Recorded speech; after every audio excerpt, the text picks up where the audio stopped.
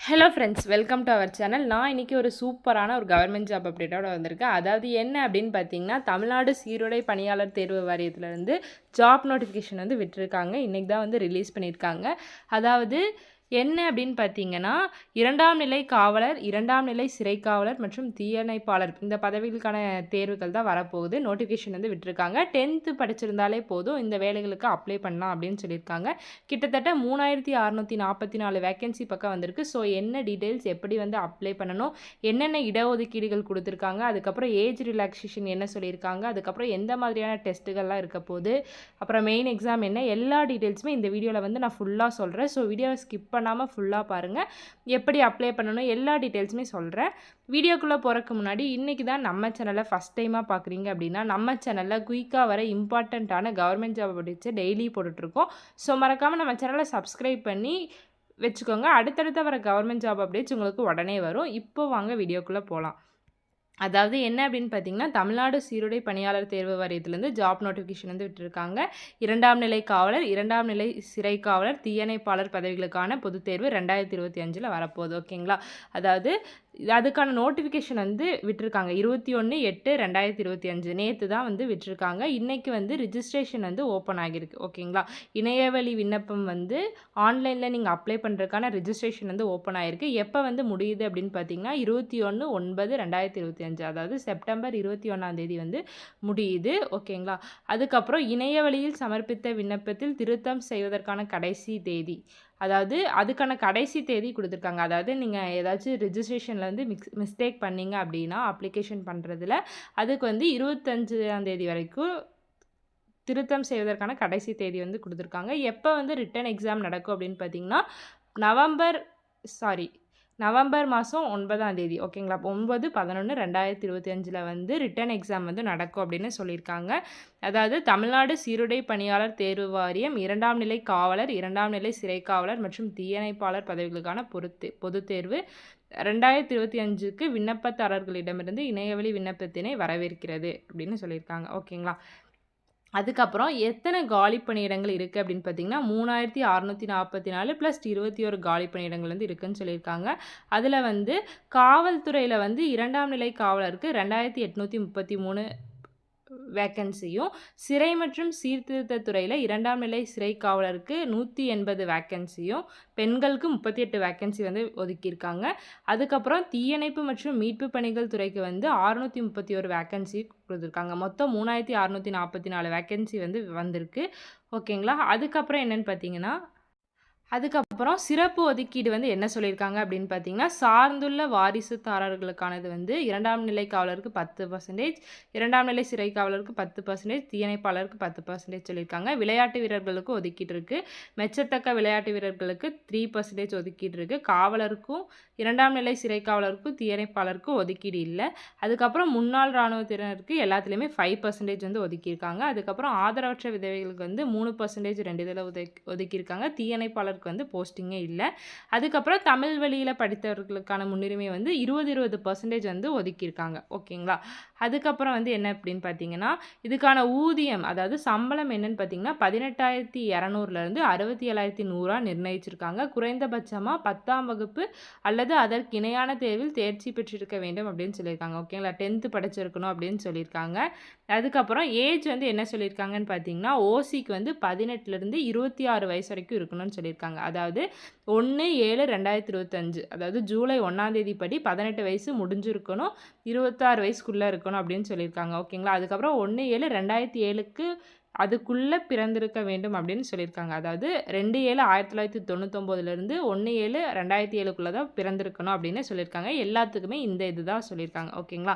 அதுக்கப்புறம் PC, MBC, பிசிஎம்க்கு வந்து 18லேருந்து 28 வயசு சொல்லியிருக்காங்க. எஸ்சி, எஸ்சிஏ, டிரான்ஸ்ஜெண்டர் இவங்களுக்குலாம் 18லேருந்து 31 வயசு வரைக்கும் சொல்லியிருக்காங்க. ஆதரவற்ற விதவைகளுக்கு வந்து 18லேருந்து 37 வயசு வரைக்கும் சொல்லியிருக்காங்க.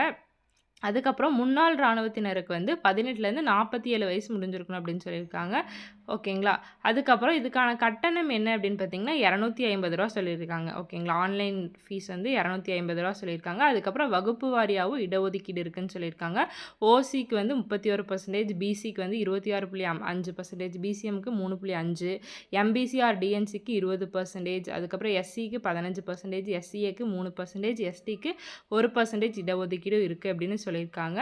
அதுக்கப்புறம் தமிழ் வழியில் படித்தவர்களுக்கு, அதுக்கப்புறம் ஸ்போர்ட்ஸ் கோட்டா விளையாட்டுத் துறையில் இருக்கவங்களுக்கு, அவங்களுக்கு எல்லாத்துக்குமே முன்னுரிமை இருக்குன்னு சொல்லியிருக்காங்க. முன்னாள் இராணுவத்தினருக்கும் ஒரு இடஒதுக்கீடு இருக்குது அப்படின்னு சொல்லியிருக்காங்க. ஓகேங்களா. அதுக்கப்புறம் தமிழ் மொழியில் படிச்சிருந்தீங்க அப்படின்னா அந்த சர்டிஃபிகேட் வந்து நீங்கள் வச்சுருக்கணும் அப்படின்னு சொல்லியிருக்காங்க. அதுக்கப்புறம் விளையாட்டுத் துறையில் பங்கேற்றிருந்தீங்கன்னா அதுக்கான சர்டிஃபிகேட்டும் ப்ராப்பராக வச்சுருக்கணும் அப்படின்னு சொல்லியிருக்காங்க. முன்னாள் இராணுவத்தினருக்கு 5% வந்து இடஒதுக்கீடு இருக்குதுன்னு சொல்லியிருக்காங்க. அதுக்கப்புறம் ஆதரவற்ற விதவைகளுக்கு வந்து 3% வந்து இருக்குதுன்னு சொல்லியிருக்காங்க. ஓகேங்களா. அதுக்கப்புறம் எக்ஸாம்ஸ் வந்து எப்படி இருக்கும் அப்படின்னு பார்க்கலாம். அதாவது எக்ஸாம்ஸ் வந்து எப்படி இருக்கும் அப்படின்னு பார்த்தீங்கன்னா, தமிழ் மொழி தகுதி தேர்வு. ஓகேங்களா. அதாவது ரிட்டன் எக்ஸாம் பார்ட் 1, பார்ட் 2ன்னு 2 எக்ஸாம் இருக்கும். ஓகேங்களா. இந்த பார்ட் மட்டும் நல்லா கவனிச்சுக்கோங்க. பார்ட் 1, பார்ட் 2ன்னு இருக்கும். ஃபஸ்ட்டு பார்ட் 1 வந்து தமிழ் லாங்குவேஜ் எலிஜிபிலிட்டி டெஸ்ட்டுன்னு இருக்கும். ஓகேங்களா. 80 மார்க் வந்து நடக்கும். ஓகேங்களா.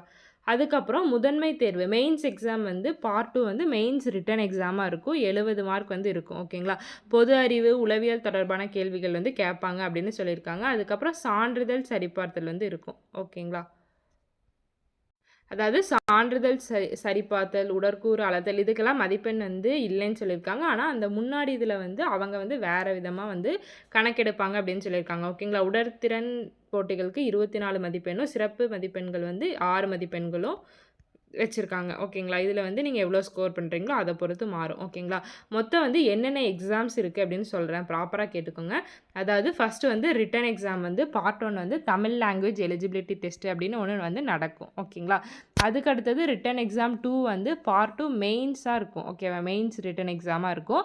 தேர்டு வந்து ஃபிசிக்கல் மெஷர்மெண்ட் டெஸ்ட்டாக இருக்கும். ஓகேங்களா. உடற்கூறு தகுதி சரிபார்த்தல் அது வந்து இருக்கும். அதுக்கப்புறம் என்டியூரன்ஸ் டெஸ்ட் இருக்கும். அதுக்கப்புறம் ஃபிசிக்கல் எஃபிஷியன்சி டெஸ்ட் இருக்கும். ஓகேங்களா. அதாவது ஃபிசிக்கல் எஃபிஷியன்சி டெஸ்ட்னால் உடல் உறுதி தேர்வு, அதுக்கப்புறம் உடற்திறன் போட்டிகள் இருக்கும், அதுக்கப்புறம் சான்றிதழ் சரிபார்ப்பு இருக்கும், அதுக்கப்புறம் தான் என்னென்னா ஃபைனல் ப்ரொவிஷனல் செலெக்ஷன் லிஸ்ட் அப்படின்னு ஒன்று வந்து விடுவாங்க. ஓகேங்களா.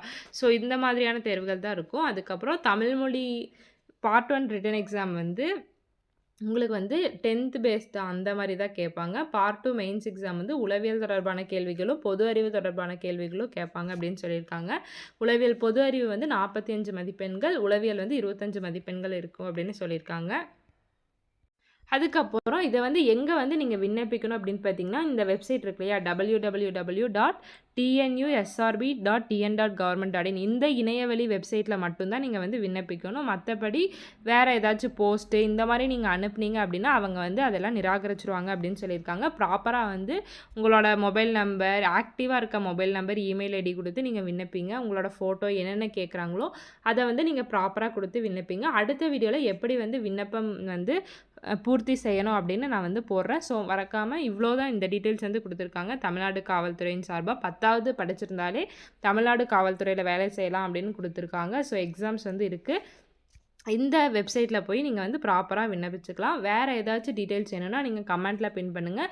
ஸோ இந்த பிடிஎஃப்பில் வந்து எல்லா டீட்டெயில்ஸும் பார்க்குறப்ப இதுதான் வந்து மெயினாக இருக்குது. ஓகேங்களா. இந்த எக்ஸாமு, வயது வரம்பு, இந்த லிங்க்கு, இந்த ரிஜிஸ்ட்ரேஷன் வந்து இன்றைக்கி தான் 22/8/2025 இன்றைக்கி தான் ஓப்பன் ஆகிருக்கு. 21/9 ஓகேங்களா. செப்டம்பர் 21 வரைக்கும் டைம் இருக்குது. நீங்கள் வந்து இப்போவே விண்ணப்பிக்க ஸ்டார்ட் பண்ணிவிடுங்க. அடுத்த வர வீடியோவில் எப்படி விண்ணப்பிக்கணும் அப்படின்னு சொல்கிறேன்.